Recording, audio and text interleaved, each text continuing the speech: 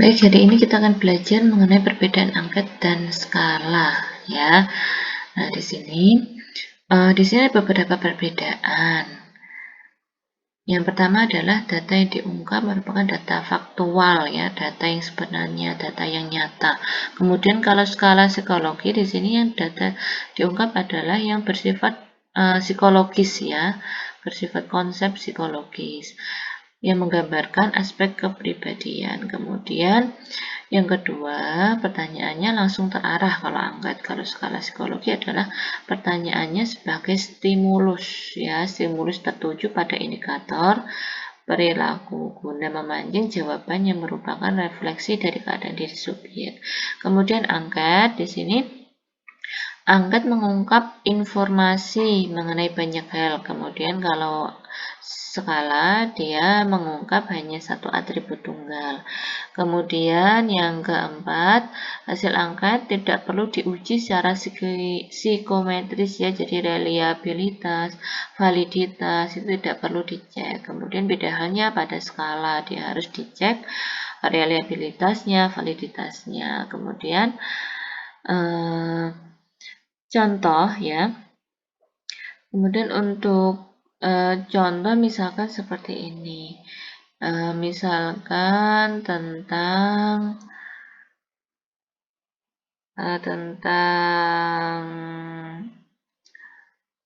minat belajar, ya. Misalkan saya ingin mengetahui minat belajar, maka salah satu angket yang saya bisa tuliskan adalah tuliskan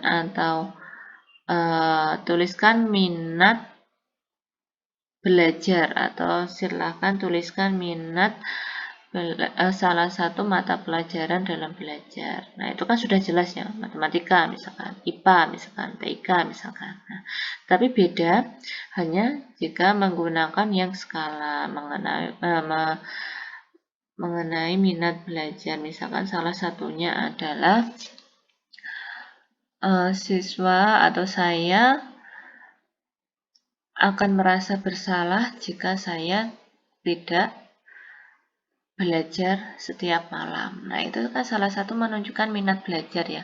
Kalau anak yang minat, berarti pasti dia tidak akan melewatkan satu hari pun untuk belajar.